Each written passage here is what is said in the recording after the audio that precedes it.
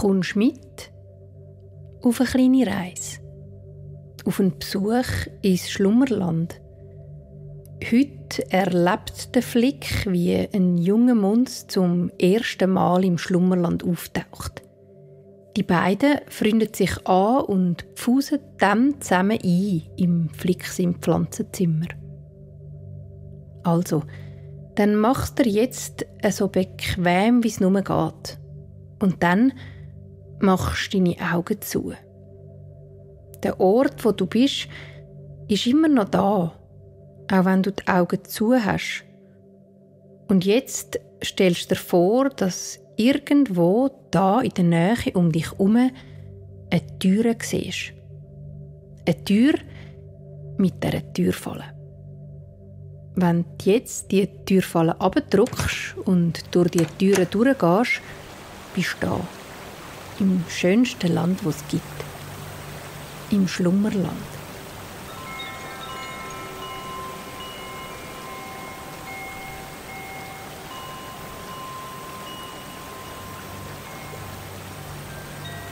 Im Schlummerland wohnen ist wunderbar.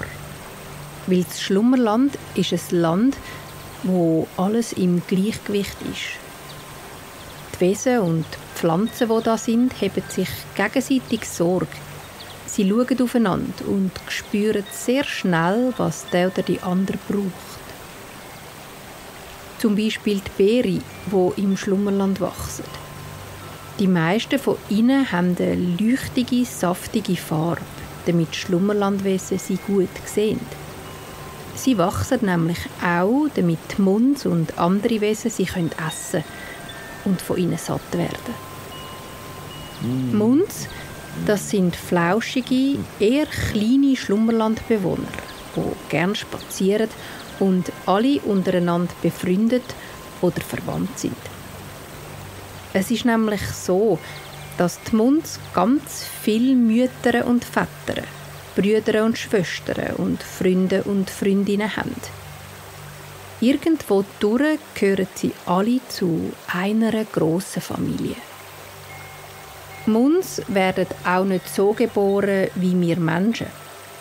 Vielmehr ist es so, dass sie einfach an einem Tag oder in einer Nacht auftauchen und dann vom einen auf den anderen Moment ihr Leben im Schlummerland losgeht. Auch der Flick ist ein Munz. Er ist noch nicht sehr lang im Schlummerland, aber doch schon eine Weile. Darum hat er in seinem Leben auch schon vieles erlebt, gesehen und gespürt. Er hat auch schon an verschiedenen Orten gewohnt. Jetzt gerade ist sein Zuhause am Ufer von einem grossen See. Der Flick hat sich dort ein Pflanzenzimmer angezaubert. Eine grosse Kugel aus beugsamen Zweigen, Blumen und Lianen, die auspolstert ist mit Moos und weichen Küssen und Decken. Die Kugel hat einen runden Eingang, der direkt in das Bett führt. Der Ort, wo der Flick schläft. Eine Küche hat er nicht. Am liebsten tut er nämlich vor seinem Haus ein Feuerchen machen und dann kann er auch dort drauf kochen. Und wenn er Wasser braucht, kann er das aus dem See nehmen oder aus dem Flüssli, wo gerade neben seinem Haus durchgeht. Hinter dem Flick im Pflanzenzimmer fängt bald der Wald an. Aber es hat da auch einen Garten, wo der Flick Essen für sich pflücken kann. Es wachsen da ganz von mir selber Sachen. Kleine, grüne, knackige Gürkli und weiche, tiefrote Brombeeren. Auch da ist es nämlich so, dass irgendeine Kraft im Schlummerland spürt, dass da ein Munz wohnt, der ab und zu gerne etwas zu essen ablesen würde. Es ist nicht so, dass der Garten einem Flick gehören würde. Vielmehr ist er einfach für ihn da, solange er am See wohnt. In dem Garten hat es auch Bäume mit verschiedenen Früchten dran. Es hat zum Beispiel einen Baum, wo kleine orange Aprikösli dran wachsen. Und einen anderen, wo einmal gleichzeitig Birnen Äpfel und Zwetschgen dran hängen. Die Bäume im Garten tragen aber nicht immer Früchte. Manchmal blühen sie auch. Oder sie sind ganz voller kleiner, hellgelber Knospen. Jetzt gerade ist der Birnen-Äpfel-Zwetschgenbaum am Blühen. Kleine, samtige Blümchen hängen an den Ästen. Das Wetter am grossen See vor dem Flix im Pflanzenzimmer ist etwas zwischen Winter und Frühling. Am Morgen ist es kühl und neblig. Und auf den Blümchen und den Pflänzchen im Garten hängen feuchte, durchsichtige Tau. Den Tag durch aber wird es warm und die Sonne scheint ein bisschen milchig vom bläulichen Himmel.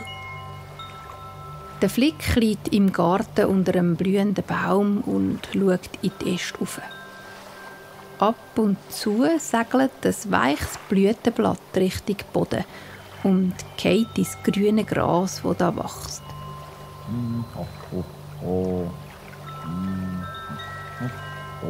Der Flick hat eine Hand hinter seinen Kopf gelegt und die andere liegt auf seinem Bauch. Er spürt, wie der auf und runter geht. Auf beim Ein- und runter beim Ausschnaufen.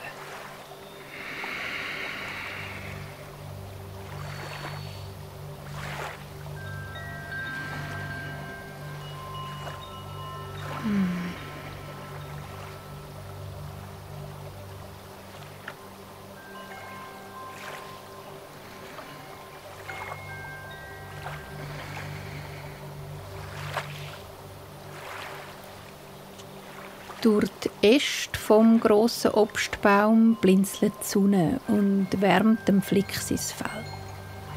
Er spürt die klaren Sonnenstrahlen auf seinem Bauch und auf seiner Brust. Sein Fell ist heute grün, ein bisschen dunkler als Gras um ihn herum. Und am Hals sind die Haare ein bisschen länger, so dass er wie eine Art einen Fellkragen hat.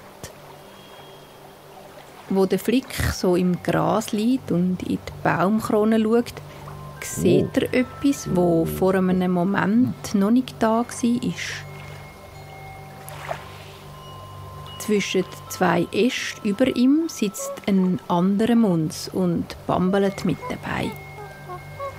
Der Muns hat kurze Haare, die in einem grauen Farbton schimmern. Die Spitzen der kurzen Hörli sind weiss. Und auch im Gesicht hat der Muns weisse Flecken. Über dem einen Auge einen grösseren und einen kleineren ums Maul herum. Am Kopf stehen die Haare alle Richtungen ab. Ganz verstrubbelt sieht er aus. Der kleine Muns schaut umeinander. Er dreht seinen Kopf von der einen auf die andere Seite und staunet. Und dann schaut er durch die schweren Äste vom Baum zum Flick ab. Wo er ihn sieht, lächelt er schüch und doch freudig. Der Flick schaut zum Muns auf, stützt sich auf im Gras und winkt. Der andere Muns legt seinen Kopf ein bisschen schräg und schaut den Flick weiter an. «Hoi du», sagt der Flick. «Bist du jetzt gerade auftaucht auf dem Baum, oder? Du bist noch nicht da gsi, als ich vorher ins Gras gelegen bin.» Der kleine Muns schaut an sich ab und schüttelt den Kopf. «Hoi», sagt er. An der Art, wie er «Hoi» sagt, merkt der Flick, dass das dem Muns seine ersten Worte sind, da im Schlummerland. Er spürt, dass der junge Muns da jetzt gerade neu auftaucht ist und ihm sein Leben genau jetzt gerade anfängt. Es fühlt sich besonders an, bei dem Moment dabei zu sein. Der Flick hört zwar noch die Geräusche um sich herum, die Vögel, die zwitschern und die Wellen, die ans Ufer vom See schlagen. Und trotzdem empfindet er die Umgebung irgendwie als still und wachsam, mit einem fröhlichen und wundersamen Knistern, das durch die Luft zittert. Der Flick steht auf unter einem Baum und hebt seine Arme auf. Er war noch nie dabei, wie ein Muns seine ersten Momente im Schlummerland erlebt. Er überlegt, wie das bei ihm war, als er ins Schlummerland gekommen ist. Ein bisschen mag er sich noch erinnern, aber nicht mehr an viel. Was er noch weiss, ist, dass er sich sehr gefreut hat über jeden Muns, der ihm begegnet ist. Und dass er sehr fasziniert war von all dem farbigen Leben da um ihn herum. Der kleine Muns im Baum schaut zum Flick und klettert dann sehr langsam und vorsichtig im Baum durchab. Ganz achtsam macht er das, wie in Zeitlupe. Sorgfältig schaut er, wo er seine Hände und seine Füße aufsetzt, wo dass es sich gut anfühlt, um sich zu heben. Als er auf einem der unteren Äste ankommt, schaut er zum Flick, wo immer noch mit ausgestreckten Armen dasteht und ihn anlächelt. Der kleine Muns löst sich vom Baum und lässt sich das letzte Stückchen, das noch fehlt, im Flick seine Arme fallen. Der Flick fängt dann auf. Der junge Muns ist etwa halb so gross wie er und er hat ein feines Gesichtli, wo alles ganz nah zusammenliegt. Die Nase und die Augen und das Mäuli. Er und der Flick schauen sich an und dann umarmen sie sich. Sie spüren beide, dass es ein besonderer Moment ist. Einer, wo sie für immer miteinander verbindet. «Hoi», sagt der kleine Muns nochmal. «Ich heisse Gluri. Das ist der Name, den ich finde, passt jetzt zu mir.» Der Flick nickt. Er findet auch, dass der Name zu dem Muns da in seinen Arm passt.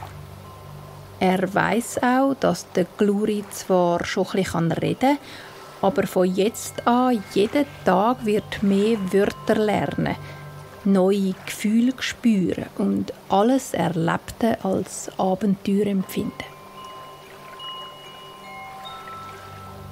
Der Gluri schaut ganz zufrieden um, da im Garten, zwischen den Beeren, den Bäumen und den farbigen Blüten. Und dann gähnt er. Seine Äugel sind schwer und er blinzelt zweimal lang und gemütlich. Der Flick schaut den Gluri an und weiss, was ihm jetzt gut tut. Nämlich das erste Mal ein schönes und langes Schläfchen. Er erinnert sich, dass, als er im Schlummerland auftaucht ist, er auch fest Lust hatte, um einfach ein bisschen zu pfusen. Er drückt den Gluri darum ein bisschen fester an sich an und läuft mit ihm los durch den Garten. Es sind nur ganz wenige Schritte über das Gras bis zu seinem Pflanzenzimmer. Die Sonne am Himmel ist gerade am Vergehen. Noch eine kleine, mild leuchtende Kugel steht über dem See und wirft ein weiches Licht auf den Flick sein Zuhause. Der Flick macht einen Schritt zu der Zimmeröffnung und buxiert den Gluri durch den runden Eingang in sein Bett. Der gluckset freudig und kriecht auf allen Vieren zwischen die weichen Küsse.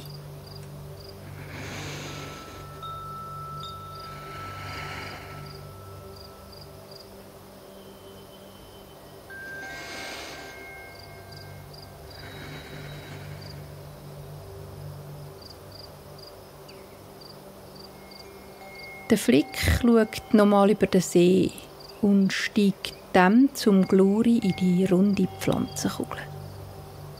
Der kleine Muns liegt ganz hinterst hinten zwischen zwei hellen Fählen und er hat seine Äugli schon fast ganz zu.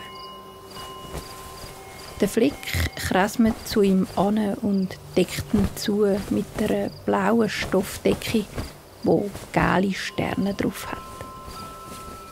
Im Pflanzenzimmer ist es lauwarm und doch hat es einen feinen Wind, der durchs Zimmer zieht. Wie wenn das Schlummerland die beiden Muns in den Schlaf streicheln.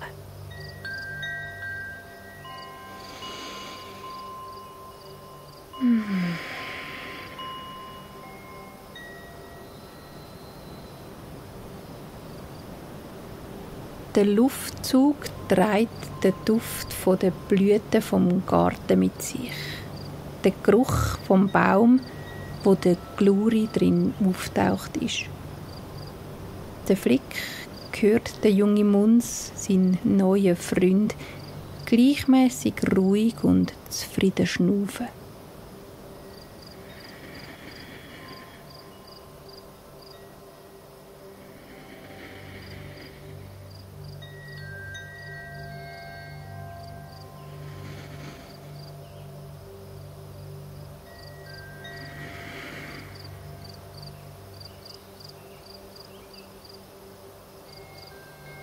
Was für ein Geschenk, denkt der Flick, dass er hat dürfen dabei sein beim Gluri seinem Anfang im Schlummerland.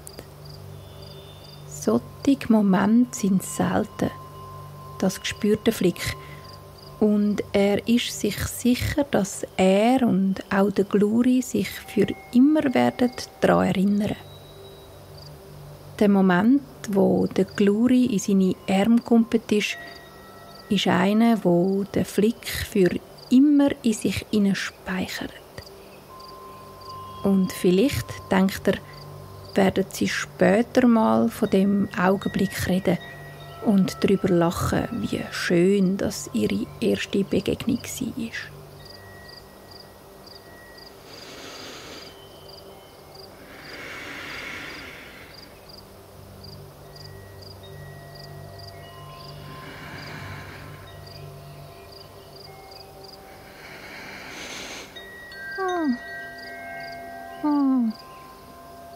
Der Gluri seufzt leislich im Schlaf und der Flick legt fein seinen Arm um ihn herum.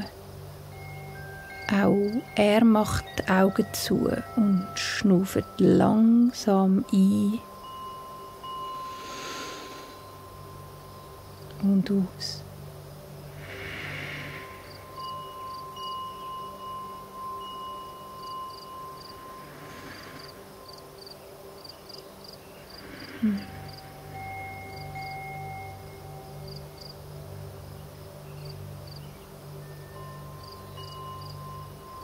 Und alles ist, wie es ist im Schlummerland. Der Flick und der Gluri schlafen tief und fest. Unter ihnen und über ihnen ist alles weich und still. Nur ganz ein feines und langsames Schnaufen kann man noch hören. Ein und aus. Ein und aus.